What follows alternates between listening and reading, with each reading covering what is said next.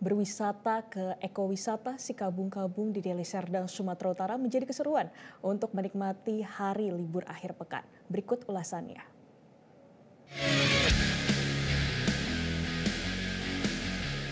Dengan menggunakan Jeep Adventure, pengunjung akan merasakan adrenalin saat melintasi hutan belantara, jalan bertanjak ekstrim, kubangan lumpur, dan berbatuan besar hingga menyusuri aliran air sungai.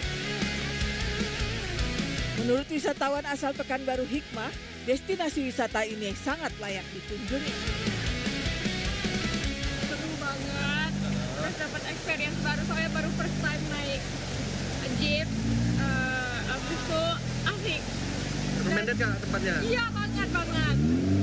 Kemari dengan siapa? Dengan teman-teman. Tahu tempat ini dari mana? Dari Instagram. Mau kembali lagi? Mau dong.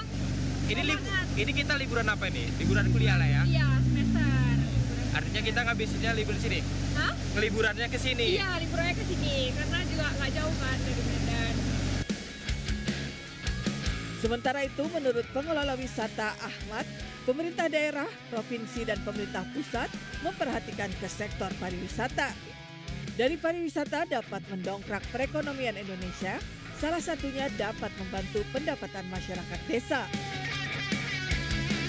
Ahmad berharap pemerintah dapat membuat akses jalan masuk yang masih belum layak dilalui dan juga dapat memberikan aliran listrik yang kini belum ada.